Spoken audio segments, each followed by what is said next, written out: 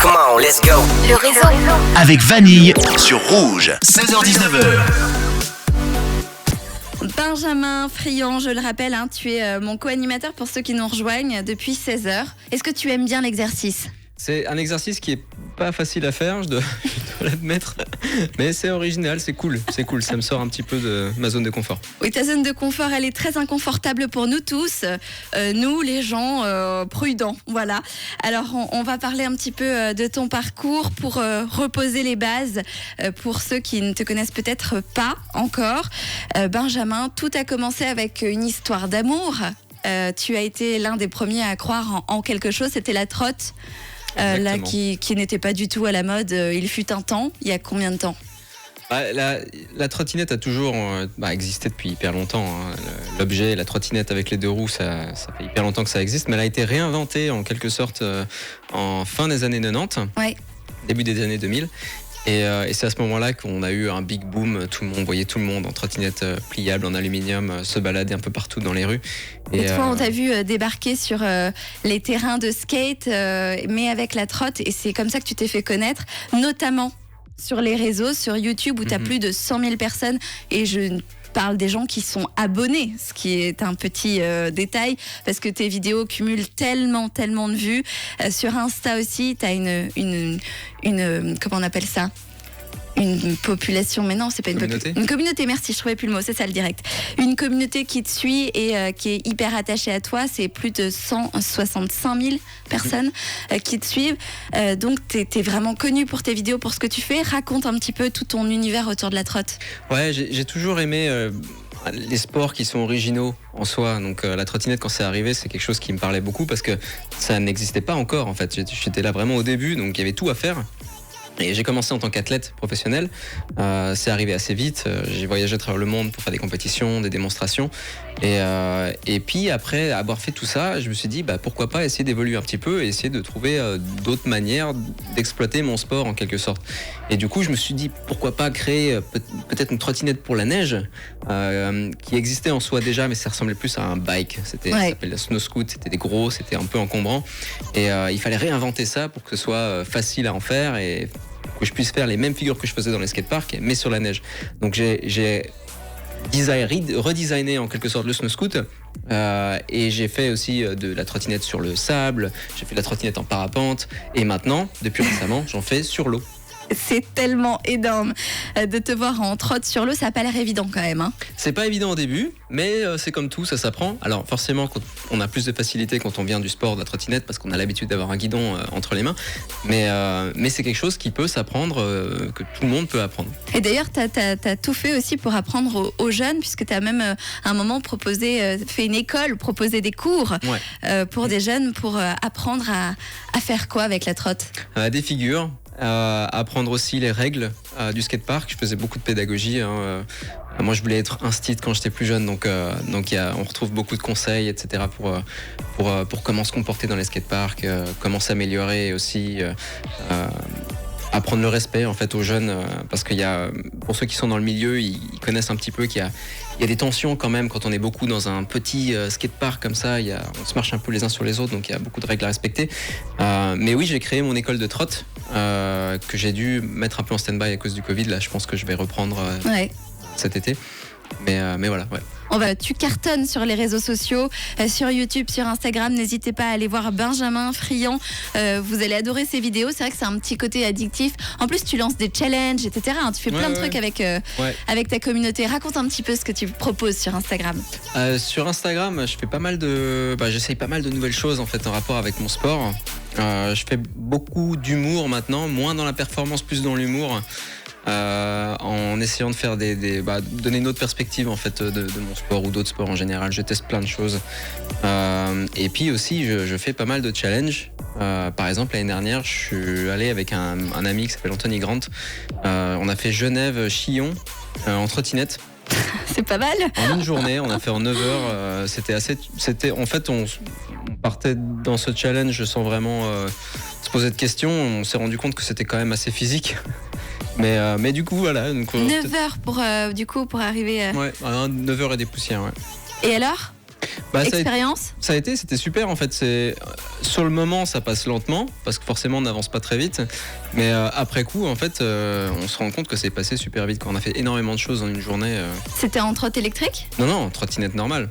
Ah ouais, sport comme il faut, donc, quoi. Voilà. T'as le droit à la fondue le soir, quoi. Ouais, c'est trotte électrique, c'est de la triche. On s'est dit, non, on prend pas un truc motorisé, on y va à la force de nos jambes, et puis on a réussi.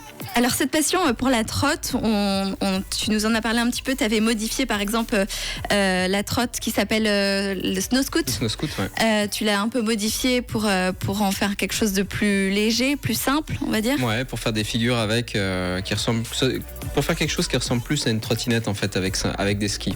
C'est commercialisé, on peut l'acheter maintenant. Et ça marche bien? Ça marche super bien. Il y a de plus en plus de personnes. C'est né en Suisse et maintenant il y a de plus en plus de personnes en Suisse et en France qui en font, même aux États-Unis. J'ai cru que tu allais dire frouze. J'allais dire non. Alors là, pas de frouze, hein. Je n'oserais pas. Je sais.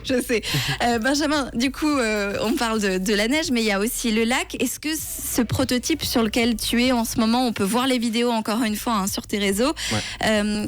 Je sais pas comment elle s'appelle d'ailleurs cette trotte. Alors à la base c'est du foil. Foil, pour ceux qui savent pas ce que c'est une planche avec un mât en fait, comme une quille qui descend dans l'eau, et sous l'eau il y a une sorte d'aile, comme des ailes d'avion. Et en fait, c'est un système qui va nous permettre de voler en quelque sorte au-dessus de l'eau, en pompant, ou alors simplement si on a une sorte de kite, d'aile, en utilisant la force du vent, on peut décoller. Et ça s'appelle foil, F-O-I-L. Ouais. Si vous voulez aller voir à quoi ça ressemble. Et donc moi, j'en ai créé un avec un guidon. Parce que forcément, il faut que je mette des guidons sur tout ce que je fais. Il faut que ça se transforme en trotte, quoi. Voilà, exactement. Donc j'ai testé ça, et pour voir si ça fonctionnait, c'est une première, et ça fonctionne extrêmement bien. Donc, alors on te voit faire des bonds sur les vidéos, c'est-à-dire que comme un lapin. Ouais, donc tu es obligé de faire ça pour pouvoir rester avancé et rester hors de l'eau. Ça s'appelle du pumping, et en fait c'est ça, on part d'un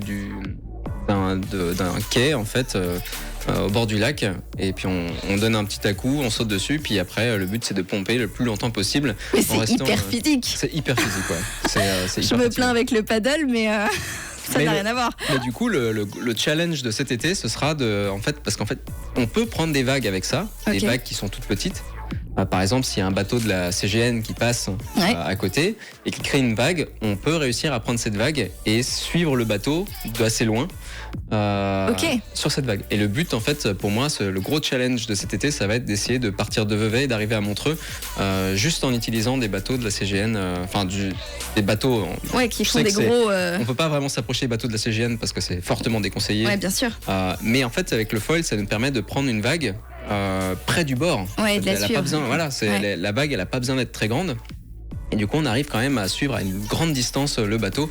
Parce que c'est ce que j'allais dire, de ce que j'ai vu quand tu es sur l'eau, on a l'impression que tu peux pas non plus partir super loin, parce que c'est tellement physique qu'au bout d'un moment, on s'épuise, on peut pas non plus c'est ça. Partir trop longtemps, quoi. Alors, il faut bien calculer, faut partir. Déjà, il faut trouver un endroit pour pouvoir partir à côté du bateau. Dès que le bateau démarre, et surtout si on se casse la gueule au milieu, faut ramer, quoi. Faut ramer jusqu'au bord, et après c'est un peu galère, mais faut remonter un peu à pied jusqu'au quai où on est parti, parce qu'on peut pas partir de n'importe où, c'est ça qui est assez compliqué. Et alors, est-ce que des gens qui sont intéressés, qui voudraient tester, peuvent tester cette machine, ou elle est unique? Je vais mettre à disposition des journées cet été. Des journées d'initiation. Alors, je suis encore débutant, c'est quelque chose que je commence un petit peu à maîtriser maintenant, mais j'ai commencé il y a 2-3 mois. Ouais. Il y a d'ailleurs une personne, un compte Instagram qui s'appelle S-U-P Riviera. C'est un gars qui s'appelle Olivier qui m'a un peu initié à ça, et qui lui donne des cours, lui, de pump foil, donc sans le guidon, à Vevey. Donc ça peut être intéressant pour ceux qui veulent.